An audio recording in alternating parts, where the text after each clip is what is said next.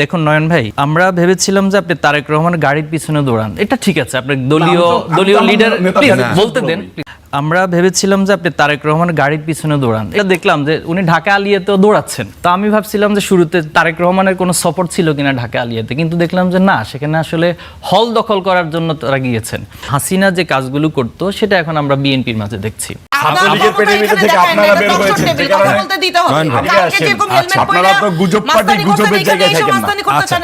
আপনি জান নাই কালকে, কোথায় জান নাই কালকে হেলমেট পরে ছাত্র দলের সমস্যা, আপনি কি ছাত্র দল, আপনি প্রশাসনের লোক? আমি ছাত্র দল করব কেন? আমি তো দেশের নাগরিক, প্রশাসনের লোক। আমি তো আপনাকে এই ক্ষমতা কে দিয়েছে? শেখ হাসিনা ফালানো তো দূরের কথা, একটা চুলো বাঁকা করতে পারে না বিএনপি। শুনতে খারাপ লাগতে পারলেও, এই খারাপ লাগলেও লাস্ট 17 বছর আমরা দেখতে পাচ্ছি এইটাই সত্য। আপনাদের ক্ষমতা আসার কথা ছিল না, আপনারা তো ধান ক্ষেতের মধ্যে পালিয়ে বেরিয়েছিলেন, বনে জঙ্গলে পালিয়ে বেরিয়েছিলেন। তিনি লন্ডন থেকে প্রধানমন্ত্রী হওয়ার কথা ছিল না, যে রক্তের উপরে তিনি প্রধানমন্ত্রী হয়েছেন। আসসালামু আলাইকুম প্রিয় দর্শক, পুরো ভিডিওটি দেখার অনুরোধ থাকবে, দয়া করে সম্পূর্ণ ভিডিওটি শেষ পর্যন্ত দেখবেন।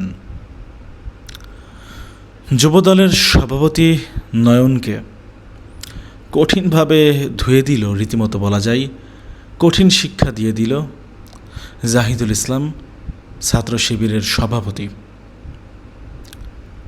তিনি হাসতে হাসতে মজার ছলে কঠিন শিক্ষা দিলেন, কঠিন জবাব দিলেন, রীতিমতো বলা যায়। আপনারা দেখেছেন কিভাবে নয়ন হেলমেট পরে ছাত্র শিবিরের কর্মীদের উপরে হামলা চালিয়েছিল গত পরশুদিন, কিন্তু সে সম্পূর্ণভাবে এই বিষয়টি অস্বীকার করে।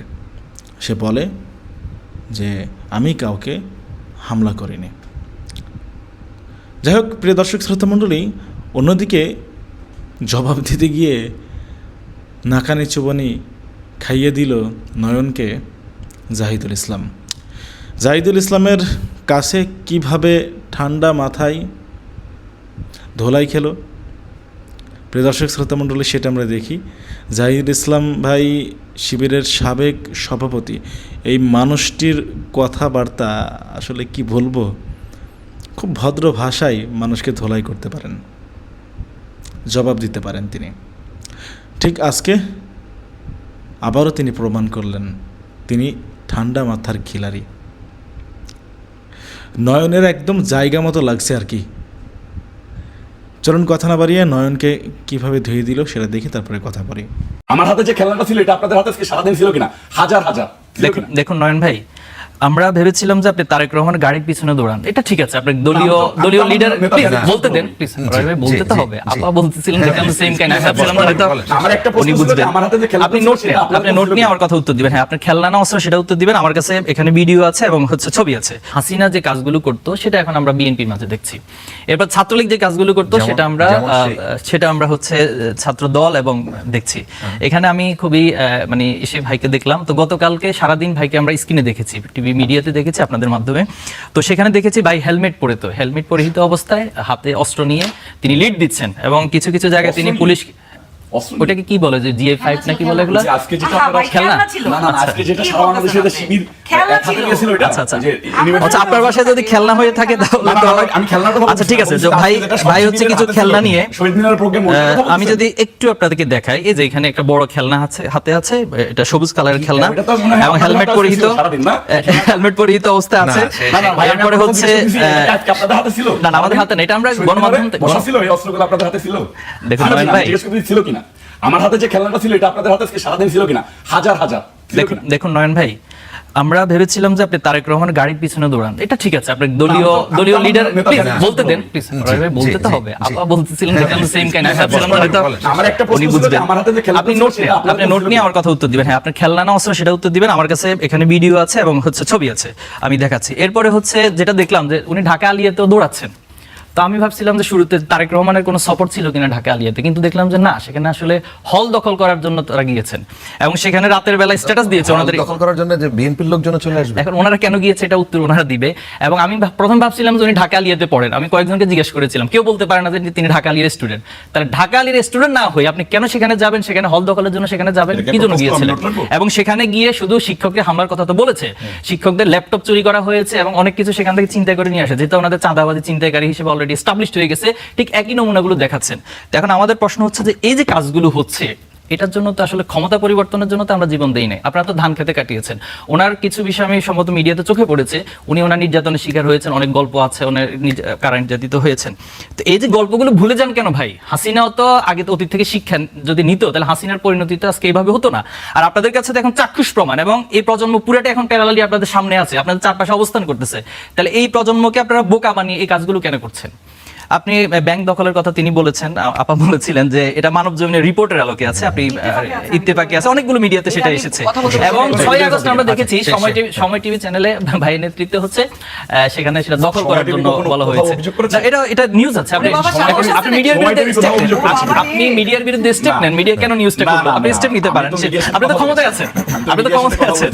তো এই যে পেটের ক্ষুধা দীর্ঘদিন আসলে ওই যে বলে না যে খাওয়া দাওয়া যাদের অভ্যাস, এখন দীর্ঘদিন 15 বছর যে না খেয়ে থাকার অবস্থা, আমার কাছে মনে হচ্ছে পুরাটাই হচ্ছে প্র্যাকটিক্যাল একটা রূপ আমরা দেখতে পাচ্ছি। তো এই জায়গায় এসে জুলাই আমরা কিছুটা আহত হই এবং আমার কাছে মনে হয় যে এটার একটা সংশোধন প্রয়োজন। আর যদি সংশোধন না হয় তাহলে জুলাই আগস্টে যে প্রজন্ম আছে তারা আসলে তাদের করণীয় ঠিক করে নেবে।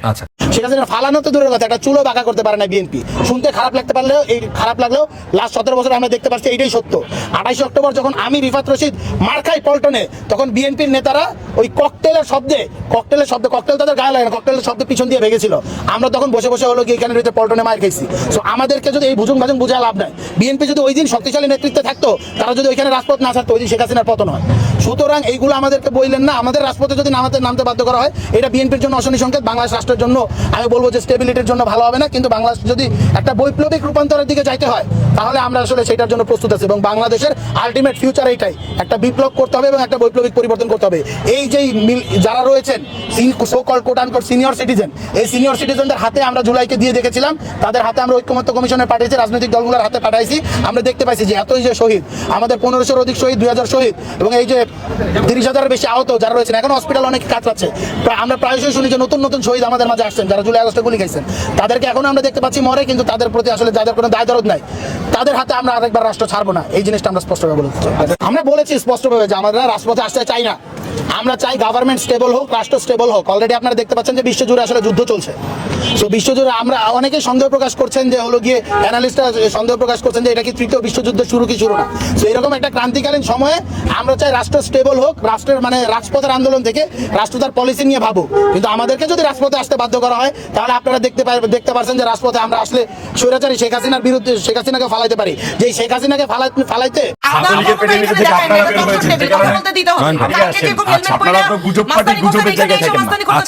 আপনি জান নাই কালকে জান নাই কালকে হেলমেট পরে ছাত্রদলের সমস্যা নির্বিচারে গুলি করতেছে, ছাত্রশিবির যেখানে বোম মারতেছে, কোথায় গুলি? প্রশাসনকে বলেছি সামনাসামনি হাজার হাজার ভিডিও আছে ওখানে, মানে হাজার হাজার ভিডিও আছে। প্রশাসনকে বলা হচ্ছে যে আপনাদের সামনে গুলি করতেছে, কেন আপনারা কেন প্রশ্রয় দিচ্ছেন? ছাত্রদেরকে হামলা করতেছে। আমি তো অবশ্যই আমার ডিফেন্স দিব, আমি তো অবশ্যই, আপনি সেটা অস্বীকার করতেছেন। আমি অবশ্যই অস্বীকার করতেছি না, আমি তো হেলমেট পরেছি। আপনি কেন যাবেন? আপনি কি ছাত্রদল, আপনি প্রশাসনের লোক? আমি ছাত্রদল করব কেন? আমি দেশের নাগরিক, প্রশাসনের লোক। আমি তো আপনাকে এই ক্ষমতা কে দিয়েছে? আমি তো দেশের নাগরিক। আমি যখন দেখবো যে একটা দলকে, একটা সাধারণ জনগণকে, একটা সাধারণ ছাত্রকে নির্বিচারে হত্যার উদ্দেশ্যে গুলি করা হচ্ছে, বোম মারা হচ্ছে, দেশীয় অস্ত্র দিয়ে হচ্ছে, আমার কাছে তো ছবি আছে, হাজার হাজার ছবি আছে, সরকারে আছে, হাজার হাজার ছবি আছে। করলে কিন্তু স্বাভাবিকভাবে কথা বলা যায় না। আপনি দেখেন, আপনাকে আমি এভিডেন্স দেখাচ্ছি। এই যে দেখেন ছাত্রদলের সাধারণ সম্পাদককে মেরেছে, এই যে দেখেন ছাত্রদলের সাধারণ ছাত্রকে মেরে হসপিটালে রেখে দিয়েছে। এই যে দেখেন মেরে দেখেন কি করেছে। এটার উপরে কি আমার ছোট ভাইদেরকে আমি যদি সময় দেন তাহলে দুটো কথা বলি। ক্ষমতার কাছে তো আসলে কুকি না না না, ক্ষমতার এখানে কোনো কথা না, মিথ্যাচার করতেছেন, সেই মিথ্যাচার থেকে বিরত থাকেন। ভাই আপনার কাছে আপনি একজন অ্যাডভোকেট, মিথ্যাচার থেকে বিরত থাকেন। আপনি শেষ করেন। আমি হেলমেট পরেছি, আমি ভয়ে হেলমেট পরেছি। ভয়ে হেলমেট আমি পরছেন? আমার ভয়ে তো আপনার বাসায় থাকার কথা ছিল, ভয়ে আপনি হেলমেট পরে পুলিশকে তো বলতেছি যে ভাই আপনারা কেন, আপনি ভয়ে আমার কাছে পুলিশকে ফোন দিবেন, সরকার হাজার হাজার ভিডিও আছে, হাজার মিডিয়া আছে, আমি পুলিশকে বলতেছি যে ভাই আপনাদের সামনে গুলি করতেছে, আপনাদের সামনে বোম মারতেছে, আপনারা কেন চুপ? আমি খুবই অবাক হয়েছি। আমি লাঠি দিয়ে আমার নেতা কর্মীদেরকে আমি পিছনে সরাই নিয়ে যাচ্ছিলাম। গতকাল যুবদল ইউজ করতে পারি না। আপনাদের ক্ষমতা আসার কথা ছিল না, আপনারা তো ধান ক্ষেতের মধ্যে পালিয়ে বেরিয়েছিলেন, বনে জঙ্গলে পালিয়ে বেরিয়েছিলেন। তিনি লন্ডন থেকে প্রধানমন্ত্রী হওয়ার কথা ছিল না, যে রক্তের উপরে তিনি প্রধানমন্ত্রী হয়েছেন, আজকে সেই রক্তের মূল্য তিনি খুব বেশি চিন্তা করছেন না, ভাবছেন না। বুকের ভিতরে অনেক ঝড়, বুক পেতেছি গুলিগড়, কিন্তু এরপর অন্যায়ের কাছে আমি মাথা নত করবো না। মনে যে শাহাদাতের তামান্না নিয়ে এই জালিমের বিরুদ্ধে দাঁড়িয়েছে, সেই শাহাদাতের তামান্নাই মূলত তাদেরকে গুলির সামনে থেকে পিছপা হওয়াতে বাধা প্রদান করেছিল। বিরুদ্ধে বিদ্রোহ হিসাবে ঘোষণা করে হাসিনার জালিম শাহীর বিরুদ্ধে, ফ্যাসিবাদের বিরুদ্ধে ঐক্যবদ্ধভাবে লাল কার্ড দেখিয়েছে।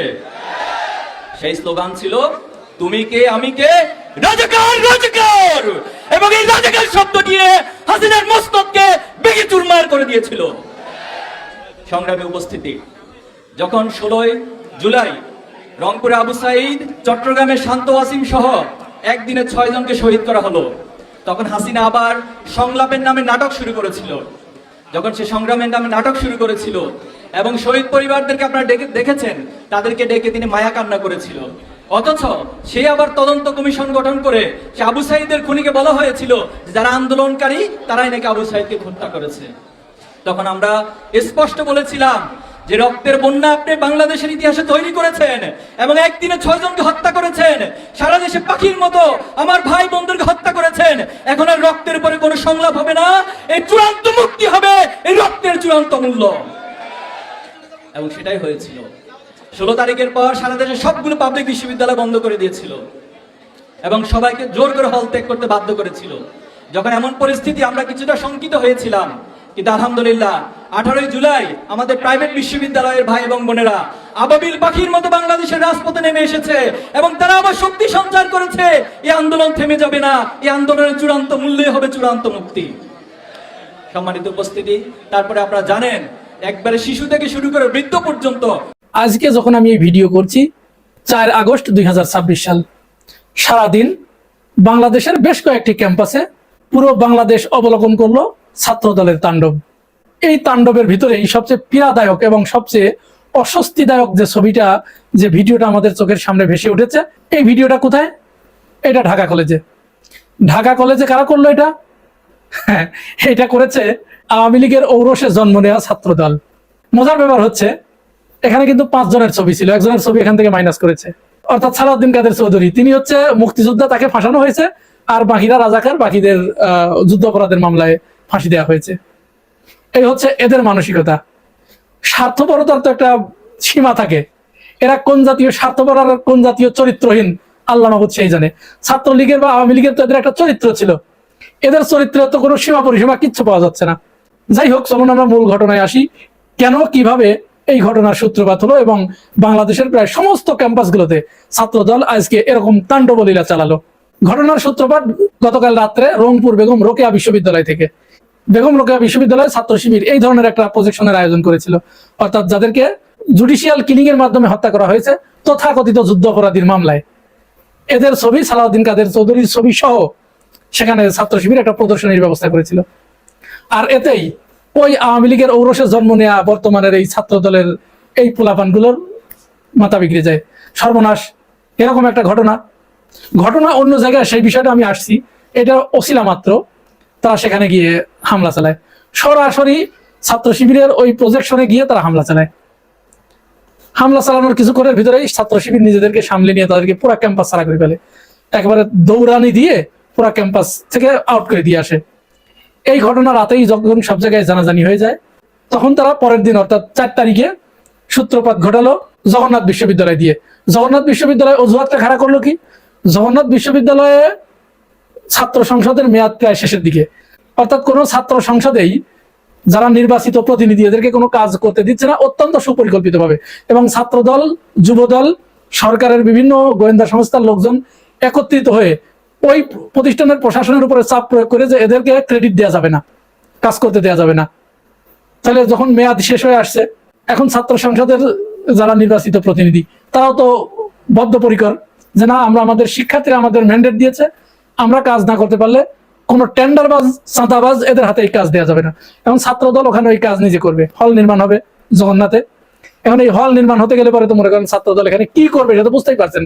এরা যে কমিটিতে আসছে, এক একটা চেহারা আমি দেখাচ্ছি প্রত্যেকের, একটা ছাত্রের ছাত্রত্ব নেই।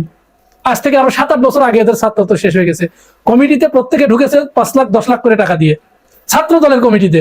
কারণ কি? কারণ আছে না? নিশ্চয় কারণ আছে। এর কারণ হচ্ছে এই যে তাদের ইনকাম সোর্স হচ্ছে এইটা, তারা এইখান থেকে চাঁদাবাজি করবে, টেন্ডারবাজি করবে, ওইটা দিয়ে তারা খরচ করবে, ওই তাদের একমাত্র আর্নিং সোর্স। যোগসু ওদের করতে দিচ্ছে না, ওরাও হলে কাজ করতে দিচ্ছে না যে কমিটির মেয়াদ শেষ হোক তারপরে আমরা গিয়ে কাজ করব। এর ভিতরেই সেনাবাহিনীকে ওই কাজটা দিয়ে দিয়েছে, টেন্ডারটা। আর যায় কোথায়? সেনাবাহিনীকে দিলে তো আর ওখানে ওদের আর কোনো ইনকাম সোর্সটা বন্ধ হয়ে গেল।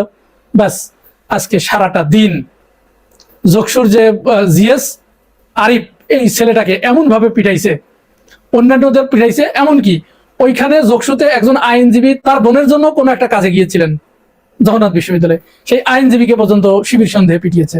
শুধু তাই নয়, বিএনপির এক কর্মী তার মুখে দাঁড়িয়ে আছে, তাকে জামাত গুলো পিটিয়ে মাথা ফাটিয়ে ফেলেছে। এই হচ্ছে ছাত্র দলের বর্তমান চেহারা। এবং প্রত্যেকেই হেলমেট পরে, আর তাদের হাতে যে বড় বড় কলম, সেই কলমগুলো আমি দেখাচ্ছি, গ্লোবাল টিভি ওই কলমগুলো দেখিয়েছে। আচ্ছা, কলমটা আসেন একটু দেখে আসি। কলম নিয়ে তারা, এই কলম দিয়ে তারা সাধারণ শিক্ষার্থীদেরকে এবং ছাত্র শিবির, ছাত্র আন্দোলন, ইনকিলাব মঞ্চ, তারপরে ছাত্র শক্তি, প্রত্যেকের উপর একযোগে হামলা চালিয়েছে। এবং তাদের কথা যে তারা কাউকে এই ক্যাম্পাসে থাকতে দেবে না। এখান থেকে আজকে থেকে আমরা ঘোষণা দিলাম, আমরা বাংলাদেশ জাতীয়তাবাদী ছাত্র দল যতদিন বেঁচে আছি, বাংলাদেশের কোনো ক্যাম্পাসে এবং পুরান ঢাকার কোনো ক্যাম্পাসে শিবিরের কোনো অস্তিত্ব ভবিষ্যতে থাকবে না, এখন থেকে থাকবে না। মানে ও এই ক্যাম্পাসে আর কাউকে থাকতে দেবে না। এই ক্যাম্পাস ওর, এই ক্যাম্পাসে যত কিছু ইনকাম হবে, কেউ না থাকলে তোর সবচাইতে ভালো, একেবারে লুটপাট করে বস্তা ভরে ব্যাগ ভরে টাকাগুলো বাড়িতে নিয়ে যেতে পারবে। তাহলে বিশাল মজা না?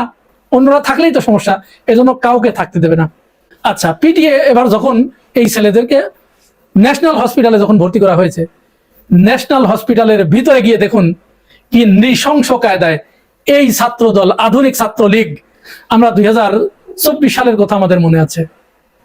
এবং আপনারা যারা এই ভিডিও দেখছেন, এটাকে কিন্তু 2024 সালের ভিডিও মনে করেন না। এই 4 তারিখে 2026 সালের 4 আগস্টের ভিডিও এটা। এবং এটা ছাত্রলীগ নয়, ছাত্র দল, নব্য ছাত্রলীগ, যাদের চেহারায় ছাত্রলীগ দেখা যায়, সেই ছাত্র দল হসপিটালের ভিতরে ঢুকে আহত রোগীদের চিকিৎসা না দিতে দিয়ে তাদেরকে সেখানে হামলা চালিয়ে এইভাবে তাদেরকে আহত করেছে, ওখানে গিয়ে তাদেরকে মারধর করেছে। এমনকি একজন রোগী দেখেছেন আপনারা, সে বলছে, ভাই আমি আমার বোনের এই যে রিপোর্ট দেখাতে এসেছি, আমি ছাত্র শিবিরও করি না, কিছুই করি না, আমি রোগী ভাই, আমি রোগীর অ্যাটেন্ডার। তারপরেও তাকে পিটিয়েছে। এই হচ্ছে ছাত্র দল। এখন প্রশ্ন আসতে পারে, ছাত্র দলের এরকম আচরণ হঠাৎ করে কেন এরকম উগ্রবাদী তারা হয়ে উঠলো? তাদের হাতে কলমের পরিবর্তে এরকম অস্ত্র কেন উঠে পড়লো? শুধু এখানেই কিন্তু শেষ নয়। এই ছাত্র দলের পাশে এসে দাঁড়ালো কে? এই যে ঢাকা মহানগরের যুব দলের দায়িত্ব পেয়েছে নয়ন, নাকি হয়েছে গুপ্ত, যেটা যে এত বড় বড় দাঁড়িয়ে রাখছিল আওয়ামী লীগ আমলে, ওইটা নাকি গুপ্ত না, ওইটা তার কৌশল ছিল। গুপ্ত আর কৌশল অবশ্য এখন একটু ভিন্ন। এদের কাছ থেকে অনেক কিছু শিখতে হবে। যাই হোক, সে দেখুন এই ছবিটা দেখুন, কাকে সাথে করে নিয়ে এসেছে। এই যে ছেলেটা দেখলেন, এই ছেলেটাকে জানেন? তোফাজ্জেলের কথা মনে আছে আপনাদের? ওই যে ঢাকা বিশ্ববিদ্যালয়ে তোফাজ্জেল যে প্রতিবন্ধী, সেই ছেলেটাকে ভাত খাইয়ে পিটিয়ে হত্যা করেছিল এই রমজান শেখ রকি, এই অমানুষ ছাত্রদল করে। দেখুন, তাকে নিয়ে এই নয়ন আসছে ছাত্র শিবিরকে মোকাবেলা করতে, এবং সে পুলিশকে নির্দেশ দিচ্ছে যে ওদেরকে ধরেন, মারেন, গুলি করেন। শুধু তাই নয়, সে ঢাকা আলিয়াতে গিয়ে ঢাকা আলিয়ার ছাত্র দলের ছেলেপেলের সাথে করে নিয়ে ঢাকা আলিয়ার যিনি অধ্যক্ষ, তাকে পিটিয়ে মাথা এইখান থেকে একেবারে পুরা 2 ভাগ করে ফেলেছে। এইভাবে 2 ভাগ হয়ে গেছে। এই হচ্ছে ছাত্র দল, এই হচ্ছে যুব দল। এখন কেন তাদের এই অধপতন, এই হঠাৎ করে কেন তারা এরকম মরিয়া হয়ে গেল, পাগল হয়ে গেল, উন্মাদ হয়ে গেল? এর একটা কারণ অবশ্য আছে। কারণটা হচ্ছে, আপনারা জানেন যে তাদের কোনো ক্যাম্পাসেই তাদের কোনো আধিপত্য নাই, তারা কোনো জায়গায় দাঁড়াতেই পারছে না, তাদের কোনো রাজনীতি নাই, তাদের কোনো ইস্যু নাই। কি নিয়ে তারা ছাত্রদের কাছে গিয়ে দাঁড়াবে? 24 পরবর্তী সময়ে এদেশের ছাত্র সমাজের ভিতরে যে আকাঙ্ক্ষাটা তৈরি হয়েছে, যে রাজনৈতিক ধারণাটা তৈরি হয়েছে, এখানে ভালো না হলে কেউ এখানে টিকতে পারবে না। তো সেই ক্ষেত্রে ছাত্রদল তো জিরো, ওদের কিচ্ছু নাই। ওরা শুধু টাকা দিয়ে দলে ঢুকেছে চাঁদাবাজি করার জন্য, টেন্ডারবাজি করার জন্য, টেম্পো স্ট্যান্ড দখল করার জন্য। তাহলে ওদের পক্ষে কেন লোকজন যাবে? ছাত্ররা যাবে। তো যখন তাদেরকে কেউ একসেপ্ট করছে না, তখন তারা জোর করে ক্যাম্পাসগুলো তো তাদের দখলে নিতে হবে, কারণ দল ক্ষমতায়। যদি ক্যাম্পাস দখলে না নিতে পারে, তাহলে তো তাদের এই যে টাকা দিয়ে দলে ঢুকেছে, এটা তো তাদের সব মাঠে মারা যাবে। আর সমস্ত ছাত্র সংসদের মেয়াদও শেষ হয়ে আসছে। এখন আর কোনো সংসদ হতে দেবে না, তারা কোনো নির্বাচন হতে দেবে না। জোর জুলুম করে তারা ক্যাম্পাস দখল করবে, হল দখল করবে, করে তারা তাদের যে বাণিজ্যটা, সেই বাণিজ্যটা তারা পরিচালনা করবে। এটাই মূলত তাদের মূল উদ্দেশ্য। এখন অনেকেই এই কথা বলার চেষ্টা করছেন যে তাহলে ছাত্রদল কি প্রধানমন্ত্রী জনাব তারেক রহমানের নির্দেশেই কাজ করছে? এই প্রশ্নের জবাবে রাজনৈতিক বিশ্লেষকরা যেটি মনে করছে, সেটি প্রধানমন্ত্রী তারেক রহমানের এটি অজানা, এই কথাটা রাজনৈতিক বিশ্লেষকরা মনে করছে না। আমরা ধারণা করতে পারি আরো কয়েকদিন ছাত্রদল তাদের এই তাণ্ডবলীলা আরো কয়েকটা শিক্ষা প্রতিষ্ঠানে তারা চালাবে, সব জায়গাতে চালাবে। প্রত্যেকটা জায়গায় এরকম ছাত্র লীগের রুদ্র মূর্তিতে তারা আসবে, হেলমেট পরে আসবে, এসে তারা এই তাণ্ডবলীলা চালাবে। এবং এখানে যদি কেউ হতাহতের ঘটনা ঘটে, বড় ধরনের প্রাণপাতের ঘটনা ঘটে, তাতেও অবাক হবার কিছুই থাকবে না। কারণ তাদের ভিতরে, প্রত্যেকের ভিতরে ওই রুদ্র মূর্তি আছে, তাদের ওই মানসিকতা আছে, তাদের ওই ব্রুটালিটি আছে একজন মানুষকে হত্যা করার মতো। প্রিয় ভাই বোনেরা, এই পুরো বিষয়টুকু শুনে আপনাদের কাছে কি মনে হয়েছে? আপনাদের মূল্যবান মতামতটি জানিয়ে যাবেন মন্তব্যের ঘরে। ঠিক যেইভাবে ৭১-এর মুজিব বাহিনী মুক্তিযুদ্ধকে নিজেদের কবজায় এনেছিল, এখনই ঠিক সেটাই হচ্ছে। আর কি এমন উদ্ধার করে ফেলছেন আপনারা রাজনীতি করে? কি রাজনীতি করতেছেন? একজন আরেকজনকে কুপায়া একজনের মায়ের কান্নার ভার নেন। এই যে কোটার জন্য এসে পরবর্তীতে আন্দোলনের পরবর্তীতে এত আহত, এদের আপনারা সুচিকিৎসা দিতে পারতেছেন না, আপনাদের এত বাজেট নাই, কিন্তু আপনারা মাসে মাসে 10,000 টাকা করে ভাতা দিতে পারতেছেন। Am I right? Is it true? I think so. আমি নেই রাষ্ট্রীয় কোনো গ্যাজেট আমি এখনো নেই, আমি নিব না, আমার প্রয়োজন নেই। আমি বৈষম্য বিরোধী হিসেবেই এই প্ল্যাটফর্মে এসেছি। আমি এখনো পর্যন্ত, ইভেন আমার মৃত্যু পর্যন্ত আমি কথা দিচ্ছি আমি সেটা ধরে রাখবো ইনশাআল্লাহ। তাহলে কেন 10,000 টাকা করে দেওয়া হবে? এর থেকে ভালো হতো না যে শহীদ পরিবারগুলোর কাউকে না কাউকে, একজন মানুষকে যোগ্যতা অনুযায়ী তাকে একটা চাকরি ধরিয়ে দিক, আর যারা আহত হয়েছে তাদেরকে সুচিকিৎসা দেওয়া হোক। এই ভাতাটা কয় বছর, কয় জীবন ধরে আপনারা চালাবেন? একই পথে তো হাঁটতেছেন। ঠিক যেইভাবে ৭১-এর মুজিব বাহিনী মুক্তিযুদ্ধকে নিজেদের কবজায় এনেছিল, এখনই ঠিক সেটাই হচ্ছে। আমি সঞ্জু চৌধুরী কই, আমি কোথায় বিলং করি? ওই দিন তো আমি এখানে হচ্ছে গিয়ে এই যে 15 তারিখে ছাত্রলীগের হাতে মার খাওয়ার পর আমি দেখি নাই আমাদের কোনো আহত হচ্ছে গিয়ে সমন্বয়ক, তাই না? সমন্বয়ক একটা কার্ড আছে, ইদানিং খুব ছিল, এখন হারিয়ে গেছে, এখন আবার উপদেষ্টা কার্ড খেলতেছে। আচ্ছা, তো সমন্বয়ক কার্ডেরা হচ্ছে গিয়ে ওই দিন কোথায় ছিল আপনারা জানেন? হলে ছিল। 1 ঘন্টা না 2 ঘন্টার জন্য এসেছিল। মাঠে ছিল কারা? সাধারণ শিক্ষার্থীরা। ওই সাধারণ শিক্ষার্থীদের কণ্ঠস্বর এখন কোথায়? কিভাবে এই বিশ্ববিদ্যালয় থেকে ছাত্রলীগকে হটানোর পরেও এখন হলে হলে ছাত্রদলের কমিটি আসে? কিভাবে আসে? এত দুঃসাহস হয় কিভাবে? কেন এই জাতি বুঝে না যে যেই বয়সে যেইটা করা সেটা করাই সর্বোত্তম পন্থা, আর এইভাবেই রাষ্ট্র এগিয়ে যায়। শিক্ষার্থীদের শ্রেণীকক্ষই সব থেকে সুন্দরতম জায়গা জ্ঞান চর্চা করার জন্য। রাজনীতি চর্চা সেটা ক্যাম্পাস ভিত্তিক হোক, ক্লাসরুমে আর হল রুমে তো ঢুকানোর প্রয়োজন নেই। আর কি এমন উদ্ধার করে ফেলছেন আপনারা রাজনীতি করে? কি রাজনীতি করতেছেন? একজন আরেকজনকে কুপায়া একজনের মায়ের কান্নার ভার নেন। করতেছেনটা কি? আপনারা রাজনীতি করে কি উদ্ধার করে ফেলছেন? কই আমি তো দেখি ক্যাম্পাস এখনো সেই রকমই আছে, কোনো কিছুর কোনো পরিবর্তন নাই। ধাওয়া পাল্টা ধাওয়া। বাংলাদেশের গণমাধ্যমগুলোর সব থেকে প্রচলিত শব্দ হচ্ছে ধাওয়া পাল্টা ধাওয়া। এটা শেষ হচ্ছে না কেন?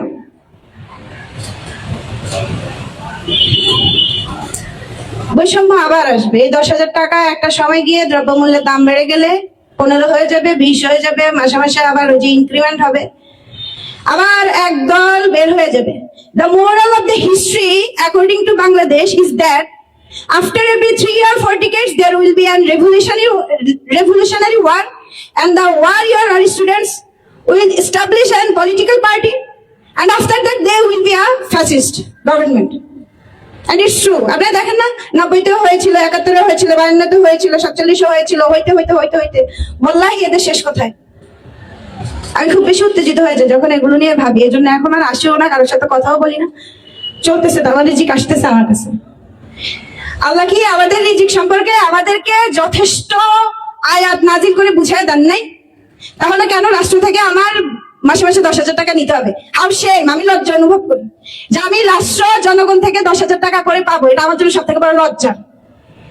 আমি আমার রিজিক নিয়ে এসেছি, আমি এখনো সেজদা দিতে গেলে আমার ডান পায়ের যেখানে পুলিশ মারছিল ওখানে আমি ব্যথা পাই, আমি বসে নামাজ পড়ি। আমার মালিক আল্লাহ। আমি যখনই ভাবছি যে মানে আমি এমনও হয়েছে যে বিশ্ববিদ্যালয় থেকে আমার পড়াশোনা শেষ, আমি বের হলাম, কি করব সে শুধু করতে হবে। পরের দিন সকালে কল আসছে যে আসেন সিভিটা দিয়ে যান। আমি আছি এখন একটা স্কুলে, খুব সামান্য পরিমাণ কিছু অর্থ আমাকে দেওয়া হয়, কিন্তু আমি ওটার রহমত আপনাকে বর্ণনা করে শেষ করতে পারবো না। আল্লাহ এই রহমত, এই রিজিক নিয়েই বারবার কুরআনুল কারিমে ব্যাখ্যা করেছেন, বুঝাই দিচ্ছেন। আর এটা নিয়েই আমাদের এত সমস্যা। কেন আপনি 10,000 টাকা না নিলে আপনার কি হতো? আপনি এখন পুরো রাষ্ট্রের সকল জনগণের ঘামের টাকা থেকে 10,000 টাকা নিচ্ছেন। আপনার একটা দায়িত্ব আছে, সে দায়িত্ব আপনি পালন করতেছেন? করছেন না তো। প্রিয় দর্শক শ্রোতা মণ্ডলী, আপনারা দেখতে পারলেন। ব্যক্তিগত মতামত অবশ্যই কমেন্টে জানাবেন আপনারা কি বলতে চান, আপনারা কি বলবেন আসলে। যাই হোক, নয়ন মনে হয় ভুলে গিয়েছিল যে টক শোটা হচ্ছে জাহিদুল ইসলামের সাথে। ঠান্ডা মাথায় কি দেওয়াটাই দিল ভাই। হেলমেট নয়ন অনেকে নাম দিয়েছে বর্তমান। সাবাস, অনেকেই প্রশংসা করছে শিবিরের সাবেক সভাপতি জাহিদুল ইসলামকে। অনেকেই প্রশংসা ভাসাচ্ছেন এভাবে ঠান্ডা মাথায় কঠিন জবাব দেওয়ার জন্য। প্রিয় দর্শক শ্রোতা মণ্ডলী, আপনারা ব্যক্তিগত অভিব্যক্তি মতামত অবশ্যই কমেন্টে উল্লেখ করে জানাবেন আপনাদের প্রতিক্রিয়াটা কি, আপনারা কি বলতে চান। আসলে কি বলবো, বিএনপির ছাত্রদল এবং যুবদল যা শুরু করেছে বর্তমান সময়ে আমরা দেখছি বেশ কয়েকদিন যাবৎ তারা এনসিপি নেতাকর্মীদের ওপরে হামলা করছে, তারা ছাত্র শিবিরের উপরে হামলা করছে, তারা বিভিন্ন মানুষকে নিয়ে কটু কথা বলছে, বিতর্কিত বক্তব্য রাখছে। সেগুলো থেকে মনে হচ্ছে যে আওয়ামী লীগের পথেই হাঁটছে বিএনপি সরকার। তা না হলে বিএনপির তরফ থেকে বা সরকার প্রধানের পক্ষ থেকে কেন, দলের হাইকমান্ড থেকে কেন এদের লাগাম টানা হচ্ছে না? এদের কারণেই তো সরকারের বদনাম হচ্ছে, দলের বদনাম হচ্ছে। ভালো থাকবেন, আপনারা জানাবেন আপনাদের ব্যক্তিগত অভিব্যক্তি প্রতিক্রিয়া কি ছিল এই ভিডিওটা দেখে। আমাদের চ্যানেলে নতুন হলে অবশ্যই চ্যানেলটা সাবস্ক্রাইব করে রাখবেন। সাবস্ক্রাইব করে পাশে থাকা বেল বাটনটি ক্লিক করে রাখবেন পরবর্তী আপডেট সকলের আগে সবার আগে পাওয়ার জন্য। আল্লাহ হাফেজ।